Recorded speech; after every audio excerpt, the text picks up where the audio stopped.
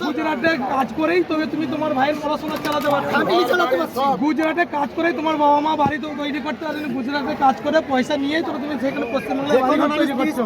আমার কি মনে হয় যে বিগত 15 বছর যে তৃণমূল রাজত্ব করছে, ওইখানে যে যুব সমাজ আছে তারা কি ওইখানে কামিয়ে তারা তাদের বোনের বিয়ে বা বাড়ি বা গাড়ি বা ভাই পড়াশোনা করতে পেরেছে?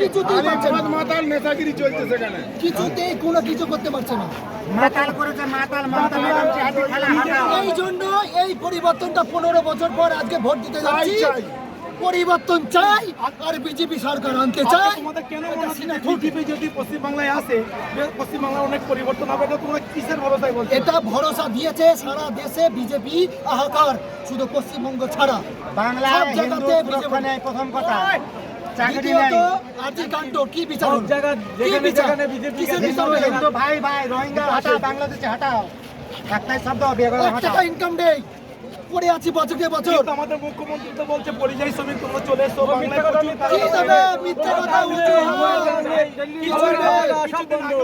কিছুই নেই। 5,000 টাকা করে দেবো, তোমাদের মধ্যে কেউ কি 5,000 টাকা করে পেয়েছো?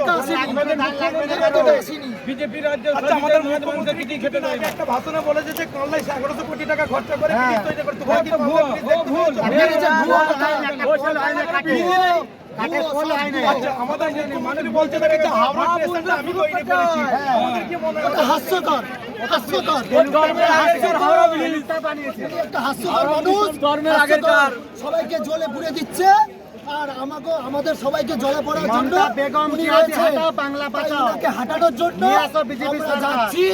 এই পরিযায়ী শ্রমিকরা যাওয়াতে পরিবর্তন হবে, হবে, হবে, হবে। হবে, হবে। জয় জয় শ্রীরাম।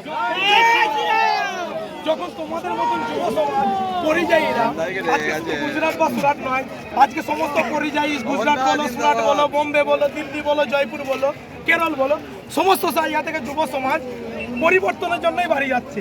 তা আমরা আশা অবশ্যই রাখতে পারি যে এবার 99%, 97%, 96% কাদের জন্য এই পরিবর্তনটা কি জন্য? পরিযায়ী শ্রমিকের